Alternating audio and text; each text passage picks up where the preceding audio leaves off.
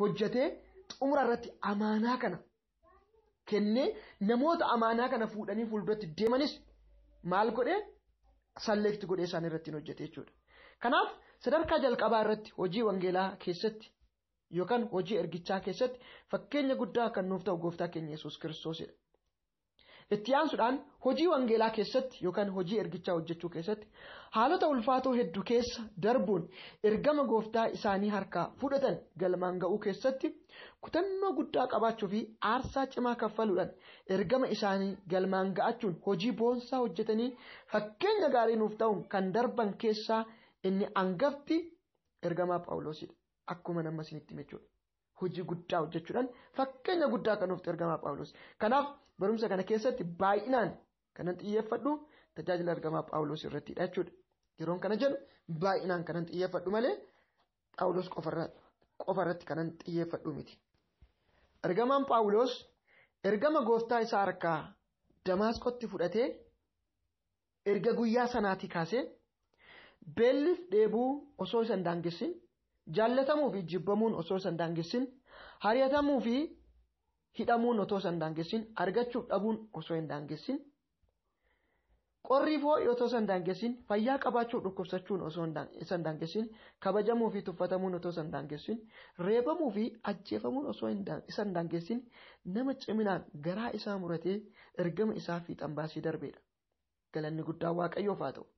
Isa kana gaa Qorontos lammataa boqonnaa 4 shansila isiniif dubbise lakkoofsa 1 irraa kaaftanii yoo dubbifattan gadi fageenyaan kutaa kana yoo ilaaltan isa kana sirriitti argachuu dandeenya jechuudha.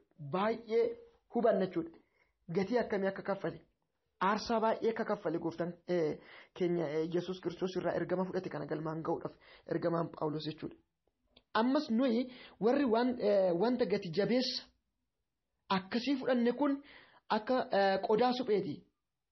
Kana eeguudhaaf humna gararraa kan keenya otoo hin ta'in kan Kiristoos. Karaa hundumaa irra kanna garuu badduu hin baanu. Waan goonuu hin wallaalla garuu abdii hin kutannu. Inni ari'atamna garuu hin gatamnu. Lafaan hin dhaamna garuu achumatti nafnu. Jechaatti hubachuudha. Kana malees Qorontosuma salammataa boqonnaa 9 gara lakkoofsa 22 irratti dhaqxanii yoo ilaaltan wangeela waan hundumaa akka ta'e wangeela waan hundumaa akka godhe hamma lubbuu dabarsee kennutti hojii guddaa nama hojjetedha jechuudha Phaawulos. Waa'een jireenya Phaawulos kun Qorontos isa lammataa keessatti baay'ee tuqameera jechuudha achirratti argachuu dandeenya. Ergamaan Phaawulos ergaa isaa kana isa lammataa namoota Qorontosiif kan barreesse ergaa isa lammataa kana bara 56 dhaloota Kiristoosiin booda bittaa kaaba Giriik kan taate Maqedooniyaa dha'idha. Maqedooniyaa taa'eeti bara 56tti dhaloota Kiristoosiin booda kan barreesse jechuudha. Maqedooniyaan yeroo sana bittaa kaaba Giriik jala kan turte jechuudha. Ergichis kan barreeffame ergaa jalqabaa erga barreessee waggaa 1 yookaan waggaa 2 booddee akka ta'e ni tilmaamama. Ergamaan Phaawulos ergaa isaa lammataa kan barreesse jechuudha. Ergaa Phaawulos inni gara warra Qorontos lammaffaa kuni ergaawwan Phaawulos barreesse kamiyyuu caala ergaa jireenya dhuunfaa Phaawulos kan ibsuudha. Jireenya dhuunfaa Phaawulos irratti baay'ee kan xiyyeeffatudha jechuudha. Ergaa jalqabaarra ergaan inni lammataa kun jireenya Phaawulos dhuunfaa isaa cimsee kan ibsuudha jechuudha. Ergaa kana keessatti Phaawulos warra Qorontosiif akkasumas nuuf laphee isaa ifa godhee nutti agarsiisa jechuudha. Lapheen isaa jireenyi isaa maal akka ture, maal keessa akka darbe, chaalenjiin akkamii akka isa mudate, bu'aa ba'ii akkamii akka darbe, haala akkamii keessa akka darbe, wangeelaaf gatii akkamii akka baase, wangeelaaf aarsaa akkamii akka ta'e, wangeela kana akkamitti akka fiixan baase, ilaalchi inni wangeela kanaaf qabu, xiyyeeffannoo inni wangeela kanaaf kenne maal akka ta'e jireenya ofii isaatii wajjin wal qabsiisee ofii isaa fakkeenya fudhataa hojii guddaa nama hojjete jechuudha. Keessumatti laphee Phaawulos ifa godhee kutaa nutti mul'isudha kutaan kun. Phaawulos eenyu akka ta'e ergaa kana irraa wanta ijoo baay'ee argachuu dandeenya jechuudha. Galanni guddaa Waaqayyoof haa ta'u. Gara hojii ergichaatti osoo hin ce'in, gara hojii ergichaa ciminaan raawwachuutti osoo hin seenin, wantoota gurguddoo 4 wanti nuti beekuu qabnu jira. Gara hojii ergichaa osoo hin seenin wantoonni gurguddoo nuti beekuu qabnu 4 jira. Egaa hojii ergichaa fiixan baasuu yookaan hojii ergichaa ciminaan raawwachuu jenneerra gara raawwitti otoo hin seeniin kan nuti beekuu qabnu inni jalqabaa eenyu akka nu erge beekuu qabna. Inni lammataa maal akka ergamne yookaan ergaa keenya baruu qabna. Inni sadaffaan eenyutti yookaan eessatti akka ergamne baruu qabna. Inni arfaffaan yoom akka ergamne baruu qabna. Kanneen kana jalatti ergamni keenya maali? Ergamni waldaa kiristaanaa maali? Ergamni tajaajilaa waaqayyoo tokkoo maali? Waldaan kiristaanaa biyya lafaarra maaliif deddeebiti? Maaliif walitti qabamne? Inni Kiristoos dabarsee nutti kenne maali? Kan jedhuu fi wantoota kanaa wajjin wal qabatanii irratti xiyyeeffannee kan nuti ilaallu barnoota kana jalatti. Egaa Kiristoos Yesuus ilaa haadha koo nuun hin jenne, ilaa abbaa koo hin jenne, ilaa obboleessa koo obboleettii koo nuun hin jenne, nuun yeroon isin hin jedhu jechuudha. Ergamootni yeroo sana jiran nuun warra har'a jirrus bakka kan bu'udha. Ergamuma kaleessa ergamootatti kennameedha har'a kan nuti raawwannu jechuudha. Wanti kaleessa ergamootaan jedhame har'a nuunis kan jedhameedha waan ta'eef nuyi yeroon jedhu akka hubattan hin barbaada. Oomisha isaa tokko yookaan qabeenya isaa tokko miti amaanaa kan kennu. Hojii ergichaati. Hojii ergichaa. Hojii kam? Hojii dhaloota oolchuu. Hojii dukkana keessaan gara ifaatti nama waamu. Hojii mootummaa waaqayyoo bal'isuu, mootummaa seexanaa diiguu. Hojii namoota hawaa afaan diinaa keessaa butanii baasu. Kanaadha. Waaqayyoon gammachiisuu namoonni barbaadan yoo jiraatan, waaqayyoodhaan garaa ga'uu namoonni barbaadan yoo jiraatan karaa hojii ergichaa hojjechuu qofaan. Ani waaqayyoon gammachiisuu nan barbaada. Ani waaqayyoof boqachiisuu nan barbaada. Garuu akkamitti waaqayyoon boqachiisaa? Maaliin waaqayyoo gammachiisa? Namoonni jedhan hin dhabaman. Jirus deebisaa tokkoof tokko. Nama tokko gammachiisuu yoo barbaadanii kan isin gochuu qabdan wanta namni sun jaallatu raawwachuudha. Yookaan wanta namni sun xiyyeeffannoo irratti kenne sana irratti xiyyeeffachuu. Waan namni sun jaallatu fedhu sana gochuudha. Nama sana gammachiisuu kan barbaadan yoo ta'e. Akkuma kana Kiristoosin gammachiisuun barbaadu yoo ta'e wanta Kiristoos irratti xiyyeeffate, wanta Waaqni Abbaa, Waaqni Ilmaa, Waaqni Hafuurri Qulqulluu irratti xiyyeeffate irratti xiyyeeffachuudha. Kan Waaqni Abbaa, Waaqni Ilmaa, Waaqni Hafuura Qulqulluu irratti xiyyeeffatan hojii ergichaa hojjechuu. Walitti dhufeenya namaa fi waaqayyoo wajjin gargar ba'e sana isa immoo isa duuchuudhaaf biyya lafaatti ergamee dhufee du'aa ka'uutiin girgiddaa cubbuu sana diige Yesuus Kiristoosiin dhalootatti himuudhaan ammallee dhaloota mooradhaan ala jiran, ammallee dhaloota dukkana keessa jiran isaan gara Kiristoositti fiduudha. Kanaaf waamamte waldaan kiristaanaa. Kanaaf tajaajilaa taate ati. Kanaaf tajaajiltuu taate ati. Kanaaf tajaajilaa taane. Kanaaf gaggeessummaatti waamamne. Waldaa kiristaanaa irratti hojii nuti raawwannu hedduu xixiqqoo yoo jiraatan illee hojiin inni guddaaf inni ijoon Great Commission or tallaaquu talikoo kan nuti jennu isa kanaadha. Hojii kana lafa keenye hojiin hojjennee waaqayyoon gammachiifnu hin jiru. Hojii kana lafa keenye hojiin hojjennee garaa waaqayyoo boqochuu tokko illee hin jiru. Wanti nuti goonu hundumti isaatiiyyuu guddina hafuura keenyaatiif kan nu deeggaru yookaan jireenya keenya biyya lafaa irratti qabnu kan ijaaruuf kan nuti bu'u malee hojiin ijoon isaa kanadha jechuudha. Kanaaf waaqayyoon garaa ga'uu yoo barbaaddan waaqayyoon gammachiisuu yoo barbaaddan kana raawwadha. Gaafa tokko namicha tokkotu jira. Waaqayyoo wanta tinaaf goote hedduudha. Wanta tinaaf taate hedduudha. Olmaan keenarra baay'ate, tolli keenarra baay'ate, du'a na oolchite, salphina na oolchite, kana naa goote, sana naa goote, kana naa taate. Na waan siif godhuun dhabe, yoonuma maal siif godhe si gammachiisa, yoonuma maal godhe garaan kee boqata, anoo waan siif godhuun dhabe, anoo waan ta'uun dhabe, jedha bakka hin iyya bakka mana keessa naanna'ee baay'een iyya. Waldaa kiristaanaa keessatti garuu hojii waaqayyoo keessa gonkumaan hirmaata. Yeroo waldoonni kiristaanaa beeksisa dabarsitu kottaa har'a hojii akkanaa hojjannaa, kottaa har'a waan akkanaa raawwannaa, kottaa har'a waan akkasii raawwannaa gaafa jedhanii omaayyuun hojjetu ofiin kennu jechuudha. Garuu yeroo hunda maaluma sii godhu waaqayyo, mee maaluma sii godhu, mee maaluma sii ta'u, oolmaa naaf oolte mee maaluma siif ta'u jedha. Innaa yeroo hundumaa akkanatti kadhata waan ta'eef yeroo hundumaa gurbaa isa ordofu tokkotu ture. Baay'ee mucaa farrisaa tokkotu ture. Baay'ee farrisaadha. Inni hordofa namicha kana. Waldaa keessatti hirmaannaa isaa sin hordofa. Bakkeetti deddeebisaa sin hordofa. kadhata isaa yeroo hundumaa sin hordofa manattis maal jedhe akka kadhatu hin hordofu. Kanaaf otoo hordofu gaafa tokko suuta jedhee mana jala dhaabbateen dhaggeeffata ture. Maaluma sii ta'u yoo maal si godhe garaa si ga'a jedhee otoo dubbatu sagalee isaa furdifatee yaa ilma koo maal siif ta'u maal siif godhu naan jetta miti yoo maal godhen si gammachiisa waanan ta'u waanan godhuun dhabe jetta miti waan gootu sitti muu shumburaa kan koo faca'ee sana isa torbee manguddoonni waldaa sabatti beeksisanii maasii waaqayyoo irraan midhaan waaqayyoo kana walitti qabnee bokkaa jalaa galchina koottaa humna keenya kenninee hojjannee midhaan kana gara gootaraatti galchina jennaan namni kamiyyuu itti hirmaachuu dide isa dhaqiitii naa hojjedhu isa dhaqiitii naa raawwadhu shumburaa koo kana dhaqiitii haamii dha'iitii galchi kanuma naa raawwadhu siin jedha waaqayyo jedheetti dubbate. Innaa matumaa kun hin ta'u achumaanis ba'ee yeroo laalu namichi mucaan baqateera jechuudha. Matumaa kun hin ta'u waaqayyo sunatti dubbate achas garagalee nyaara guuruu jalqabe jechuudha. Ani kanam jedhee maali waan biraati malee midhaan haramuu midhaan haamuu midhaan dha'uudhaa kan hin jedhe waan biraan jedhee malee jedhee isa sana akka waaqayyoon dubbateettidha kan inni fudhate garuu deebii ta'u garuu hin kennine jechuudha. Akka kanaan akka fakkeenyatti isiniif kaase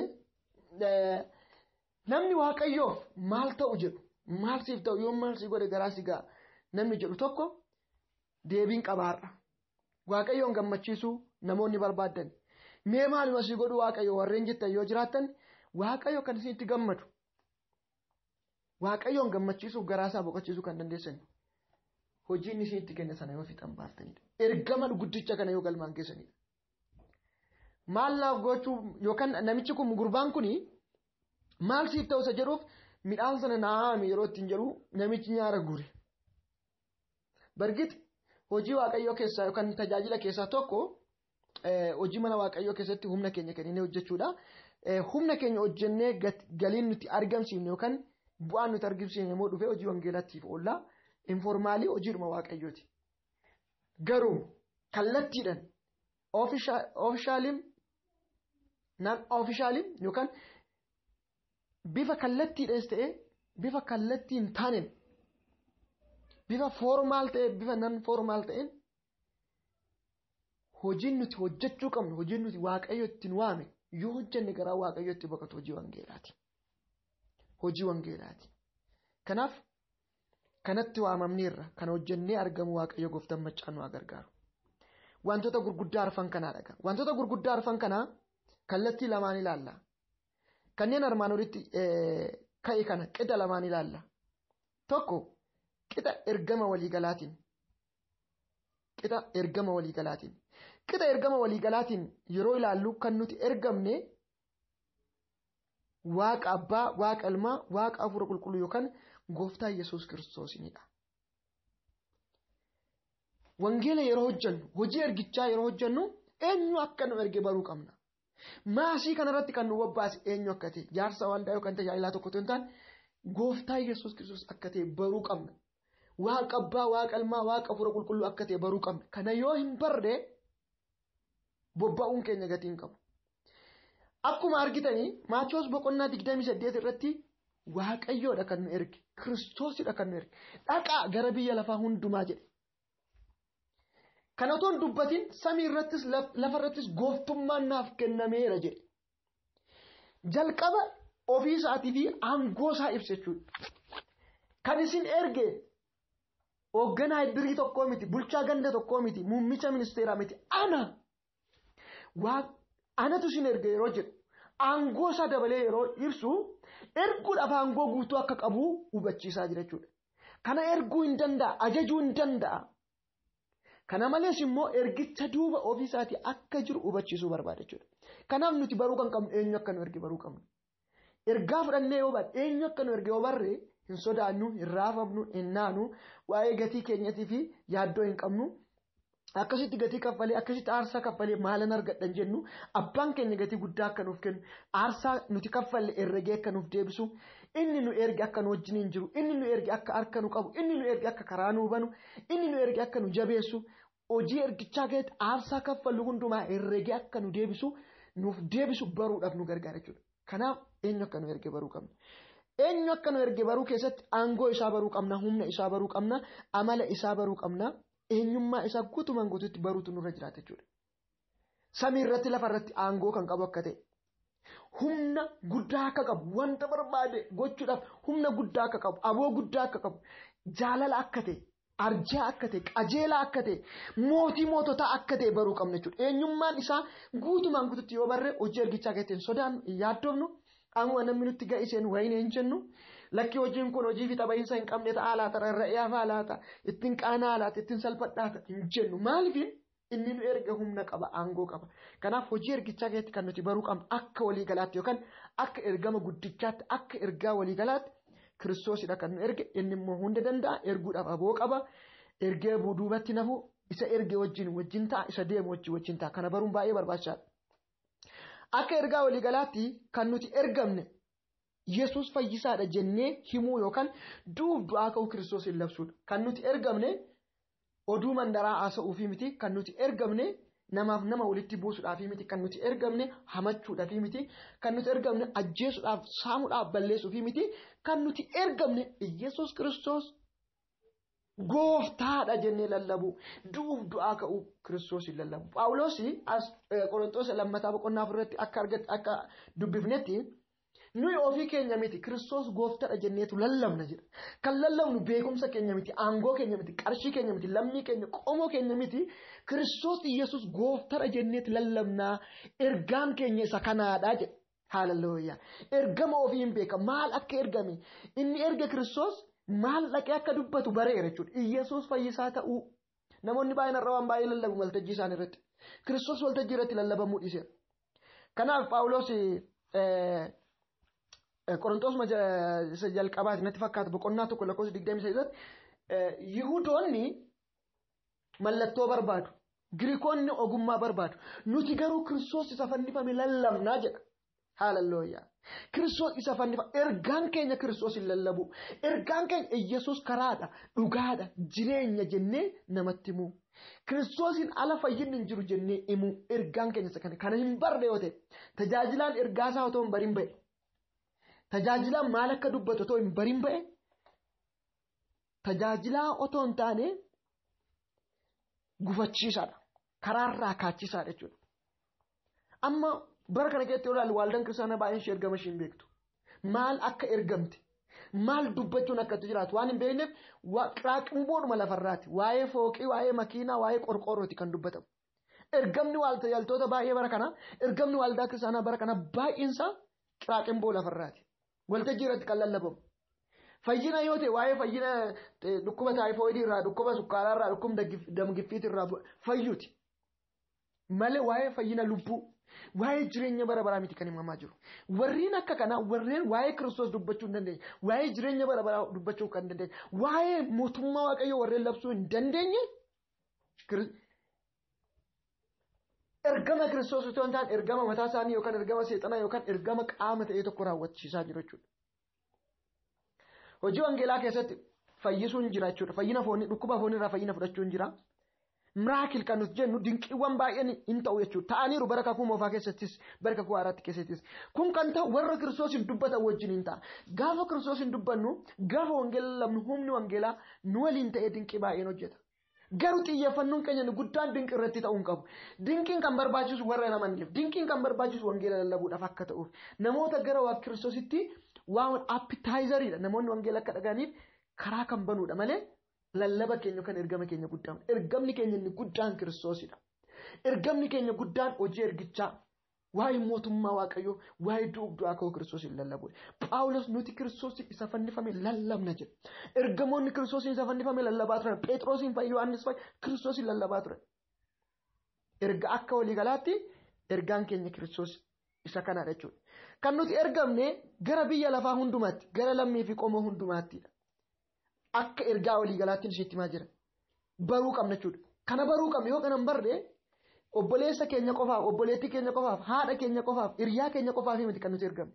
Namoonni tokko tokko wangeela obboleessa isaanii, obboleettii isaanii, abbaa yookaan haadha hiriyaa isaanii irraan achitti nama biraatti akka himaniif akka ergamanitti yaadan. Nuti garuu isa firaan isa dhiyoo safagos isa dhiyoos hundumatti gara uumama hundumaa gara biyya lafaa hundumaa dhaqaa jedhe. Kana jechuun sabaaf sablammii hunda bira dhaqaa. Oromoo qofa miti, Amaara qofa miti, saba ta'e qofa miti, adii gurraacha qofa miti. Uumama hundumaa bira daariidhaan gadaariitti ergamne jechuudha. Lafa hundumaatti ergamne, uumama hundumaatti ergamne. Kan ergamne yoomi isa jedhuudhaaf kan ergamne yeroodha yookaan yeroo miti osoo hin jedhin yeroo mara hojii ergichaa fiixan baasuudhaaf ergamne jechuudha. Halkan guyyaa otoo hin jedhin, bona ganna otoo hin jedhin, barana bar dhuftu otoo hin jedhin, yeroo hundumaa kun yeroodha kun yeroo miti otoo hin jedhin osoo addaan hin kutiin hojii ergichaa akka dubbannuuf yeroo hunda ergamne jechuudha. Kun akka ergaa waliigalaati. Inni lammaffaan qixa ergaa addaatiin. Qixa ergaa addaatiin gaafa ilaallu eenyu akka nu erge beekuu qabna. Inni kun akkuma armaan olitti nuuf kaase yoo tajaajilaa waaqayyoo ta'e ergama kan fudhannu seexanarraa miti. Namarraa miti ofirraa jechuudha. Namoonni baay'een seexanaan ergamanii jireenya nama baay'een jeequu, gaa'ela nama baay'een diiguu, ofiin ergamanii, namaan ergamanii. Har'a tajaajiltoota mooraa dirree tajaajila irratti argaman keessa baay'een isaanii kaan isaanii kan seexanaan ergamanidha. Kaan isaanii kan miira isaanii fedhii isaaniitiin ofii isaaniitiin of erganidha. Kaan isaanii kan qaama ta'e tokkoon ergamanidha. Ergamaan dhugaan garuu kan waaqayyoodhaan ergamedha. Raajiin dhugaan garuu kan waaqayyoon ergamedha. Lallabaan dhugaa kan waaqayyoo, faarfataan dhugaan kan waaqayyoon ergamedha. Please mi adda baafannee an ergameen dhufe ergaan qaba warreen nuun jedhan hundumaa qorree haa ilaallu. Bara kana keessa obboloota koo wanti hundumtuu wal makeera. Erguudhaaf aangoo kan qabu, aangoo olaanaa kan qabu waaqayyoodha. Garuu kan namoota ergan immoo danuutu jiru biyya lafaarra. Baay'ee isaanii ofiif tajaajila otoo waaqayyo tajaajilaa isaanii godhin of tajaajilaa kan of godhan jiru. Tajaajilaa seexanaa, tajaajilaa namaa garaa isaanii kan ta'an jiru. Ergamaan dhugaa garuu kan ergamu waaqa samiif lafa uumeen jechuudha. Akka ergaa addaatti, akka ergaa waliigalaa qofattis miti. Akka ergaa addaatti eenyu akka hin erge. Gaafa ergaan tokko gara keenyatti dhufu, gaafa ergaan qaba jennee lafa tokkotti deemnu eenyutu nu erge. Jaarsi waldaa ajaja waan nurratti baasee fi yookaan immoo bulchaa biyyattiirra ajajni waan nutti ba'ee fi dhaqiitti kana dubbadhu waan jedhamne yookaan immoo ergaan tokko sagaleen tokko gurra keenyatti waan dhufteef seexanni waan nutti tasaaseef ergaan qaba jennee deemuu hin qabnu. Eenyu akka nu erge baruu qabna. Kadhannee adda baafannee baruu qabna. Waaqayyoodhaan ergamuu danda'uu qabna jechuudha. Yeroo ergamnu namni na fudhata waaqayyoodhaan ergamuu keenya erga barre kan nu erge waaqayyo ergate akka inni nu wajjin jiru baruu qabna. Inni nu wajjin jiraannan immoo wanti hundumtu akka sirratu wanti hundumtu akka qajeelu barreetti deemuu danda'uu qabna. Eenyummaa isaallee amala isaallee aangoo isaallee akkuma armaan olitti isiniif kaasee baruu danda'uu qabna. Lammaffaan maal akka ergamne yookaan ergaa keenya beeku amma kan inni dubbataa jiru isuma armaan olitti dubbadhe armaan olitti akka ergaa waliigalaatti akka ergaa guddichaatti hin dubbadhe. Amma garuu akka ergaa addaatti fakkeenyaaf ergaan guddicha jira inni wangeela. Wangeelaan alatti garuu dhimmoota garaagaraa irratti waaqayyo ergaa adda addaa nuu kennuu danda'a. Waa'ee obboleessa keenyaa, waa'ee obboleettii keenyaa, waa'ee waldaa tokkoo, waa'ee biyya tokkoo, waa'ee maatii tokkoo, waa'ee saba tokkoo waaqayyo ergaa nuu kennuu danda'a. Akka raajii tokkootti, akka lallabaa tokkootti ergaan nuti fudhannu jira. Wanti waaqayyo nutti dubbatu jira. Kana maalidha? Nan deema iddoo sana biyya akkasiin deema lafa akkasiin deema jechuun dura ergaa waaqayyo lafa sanaaf qabu maalidha? Fakkeenya nan lallaba yoo ta'e lallabni guute macaafa qulqulluu keessa. Macaafa qulqulluu keessa lallaba guute qofa otoo hin taane saba sanaaf kan ta'u ergaa yeroo maali? Waa'ee qulqullummaati moo? Waa'ee jajjabinaati moo? Waa'ee ce'umsaati moo? Waa'ee qalbii diddiina ergaa danuutu jira jechuudha. Ergaa maaliiti? Raajii waan ta'e abaluu sana bira otoo hin deemin ergaa waaqayyo abaluu sanaaf qabu maal? Ergaa addaa fudhachuu danda'u qabna jechuudha. Qixa jireenya hafuura namootaa ilaalchisee, qixa jireenyaaf jiruuf jireenyaa ilaalchisee, qixa dinagdee ilaalchisee, qixa gaa'ilaa ilaalchisee, qixa siyaasaa ilaalchisee, qixa wanta tokko hojjechuu ilaalchisee yookaan hojjechuu dhiisuu ilaalchisee, qixa murtoo waan ta'ee tokko raawwachuu fi kan kana fakkaatan wajjin wal qabatee ergaan nuti fudhanne maali waaqayyo bira? Konfiraansii tokko affeeramnee yoo deemnu ergaan konfiraansii sanaaf ta'u fudhanne maali? Baruu qabna jechuudha. Fakkeenyaaf waldaan maranaataa Jiisas leenci akka kenninuu fi gaafa nu affeertu carraa lamaadha kan nuuf kenniti. Carraan inni tokko wanta laphee isaanii keessa jiru qixa kanaan otoo barsiifne, qixa kanaan dhaloota ta'uu hidhachiifne wanti jedhu sammuu isaanii keessa kan jiru wanti isaan informi nu godhan jira. Isin immoo kadhadhaatii hafuura qulqulluu dhaggeeffadhaatii wanta hafuurri qulqulluu saba kanaaf hin ta'a hin barbaachisa jettan immoo qopheessatii fudhaa koottaa kun jira. Carraa lama nuu kennan jechuudha. Ana akka mataa kootiitti barnoota kana yeroon qopheessu Waaqayyoof galanni haa ta'u. Waaqayyoo beekadha miti. Waldaan sun kadhattee hamma qopheessetti Waaqayyo wanta dhalootaaf ta'u karaa hafuura qulqulluutiin waldaa sana keessa akka bulchu shakkiin qabu. Anas lafa sanatti kan na barbaade Waaqayyo erga ta'e wanta saba sanaaf ta'u keessa bulchuun isaa hin arge. Akkuma kana Waaqayyoof galatu wanta laphee isaanii keessa jiru caalatti Waaqayyo gooftaan laphee koo keessa kaa'eeti. Yeroon kadhadhu ergaalee jiran keessaa piraayoritii kennuudhaan ergaa hangafaa godhee ergaa kana qabadhee akka inni yaadudha laphee koo kan guute. Hafuurri qulqulluu kan natti dubbate. Kanaaf koonfidensiidhaan afaan guuteen ergaa kana qabadhee sun jidduutti argamee jira jechuudha. Ergaan kan koo leenjii kanarratti hojii ergamichaa cimnee akka hojjennu waamicha isiniif gochuudha. Ergama isa ijoo hojii isa ijoo san isatti uumamneef san isatti waamamneef san qixaan akka fiixan baafnu galmaan akka geenyu akkaaf kanaaf adda waamamne jechuudha. Kanaaf sagantaa kanarratti ergaan qaban. Ergaa saba kanaaf ta'uun qaba. Ergaa dhaloota kanaaf ta'uun qaban. Kan otoon hin barre ergaa kan otoo hin fudhannee har'as hin fuuldura dhaabbachuu hin danda'u. Isinitti dubbachuu hin danda'u. Kanaaf waltajjii kamirratti yoo waamamtan lafa kamitti yoo waamamtan ergaan keessan maali? Lafa ta'e deemtanii maaliif na ergite Waaqayyo jechuun sirrii miti. Lafa ta'e dhaqxanii maaliif na waamtan maaliif an dhufe jettanii nama bitaa galchuun sirrii miti. Otoo manaa hin bahin maaliif na ergite Waaqayyo? Ergaan koo maali? Maal barbaaddanarraa? Maal dubbachuun qabannee adda baasuu danda'uu qabna jechuudha. Ergamaan Phaawulos Yesuus Kiristoos gooftaadha jedhee lallabuun ergaa isaa ture jechuudha. Sadaffaan eenyutti yookaan eessatti akka ergamne beekuu danda'uu qabna. Eenyutti yookaan eessatti akka ergamne baruu qabna. Akka ergaa addaattis. Ergaa addaatiif eenyutti yookaan eessatti akka ergamne sirriitti baruun baay'ee barbaachisaadha. Bakka kamitti, mandara kamitti, naannoo kamitti, biyya kamitti, mana gaddaatti moo mana cidhaatti. Eenyu ba'itti akka ergamne namoota sadarkaa fi haala akkamii irra jiranitti akka ergamne baruu qabna. Daa'ima moo dargaggootatti ergamne, ga'eessotatti moo manguddootatti, warra amanan immoo warra hin amanin, warra amantii qaban immoo warra amantii hin qabne. Musliima moo ortodoksii yookaan warra guutu paagaan warra ta'anitti. Kan adda baasuu danda'uu qabna. Akka ergaa waliigalaatti wangeela qabannee uumama hundumaa bira ga'uudhaaf waamamneerraa jenneerra. Akka ergaa addaatti garuu yeroo tokko Waaqayyo adda godhee ijoolletti si erguu danda'a. Adda godhee biyya tokkotti si erguu danda'a. Adda godhee mandara tokkotti si erguu danda'a. Adda godhee maatii tokkotti si erguu danda'a. Adda godhee nama tokkotti si erguu danda'a. Adda godhee mootummaatti si erguu danda'a. Adda godhee warra amananii waldaa kiristaanaa keessa jireetti si erguu danda'a. Adda godhee warra hin amannee amantii kana ala warra jireetti si erguu danda'a. Kanaaf dimshaashuma jimlaa isa jedhamu sana deemuu otoo hin taane eessatti ni ergame Waaqayyo. Ergaa gaafa fudhannu gaafa Waaqayyo ergaa nutti kennu ergaa sana adda baafachuu qabna. Abbaa ergaa sana adda baafachuu qabna. Eenyutti akka ergamne adda baafachuu danda'uu qabna jechuudha. Kanaaf yeroo tokko raajonni baay'een otoo kennaa qabanu otoo kennaan raajummaa isaanirra jiru ergaanuma sirrii otoo dhaga'anu ergaan sun kan eenyu akka ta'e otoo adda hin baafatin eenyuuf ergaa kana gara kootti fidde Waaqayyo otoo hin qulqulleeffatin isuma dhagaan qofa fudhatanii ergaa nama biraatti himu. Ergaa waldaa biraatti himu. Ergaa biyya biraatti himu. Biyyi sun hin eeggataa irraa hawwatu kanaaf raajii sobduu jedhama jechuudha.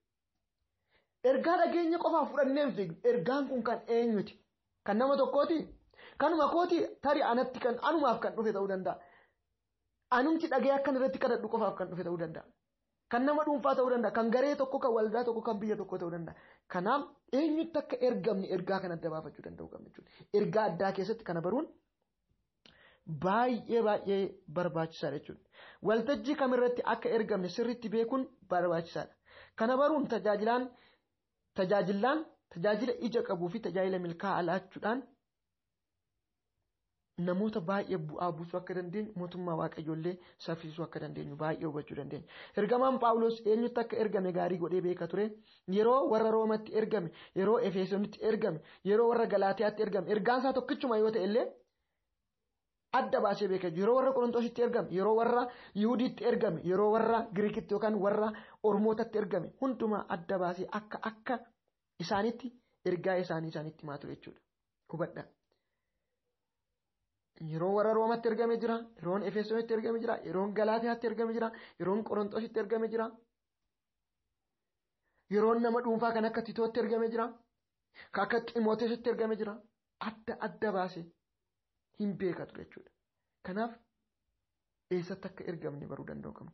Inni arfaffaan ergaadhuma addaa jalatti yeroo itti ergamne sana yoom akka ergamne baruu danda'u qabna.